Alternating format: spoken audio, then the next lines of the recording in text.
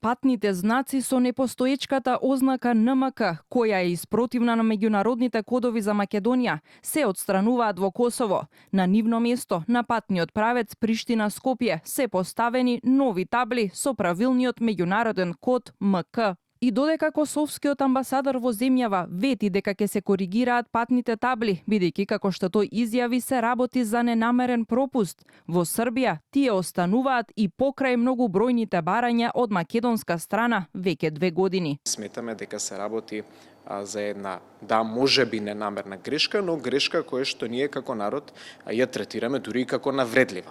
Од МНР за Канал 5 уште еднаш потврдија дека добиле ветување од Србија оти патоказите ќе бидат заменети, но и покрај ветувањето тоа се уште не е сторено. Освен официјалните дописи до Србија, вице-премиерот и лидер на Демократската партија на србите во земјава, Иван Стоилковиќ, во емисијата Само вистина уште во мај годинава, се заложи дека и тој лично ќе реагира во Србија.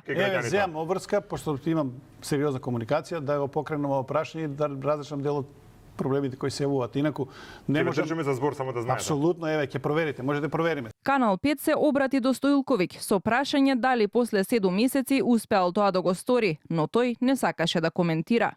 Пред 1 месец Иван Мирчевски и Александар Видиновски од Канал 5 телевизија поднесоа иницијатива до Уставниот суд во која се оспорува правилникот за сообраќајни знаци, опрема и сигнализација со образложение дека членот 10 став 113 погрешно и спротивно на Уставот ја опишува употребата на транспортниот код НМК, со што ги повредува уставните одредби на државата. Од Уставниот суд добивме одговор дека иницијативата ќе се разгледува во февруари следната година.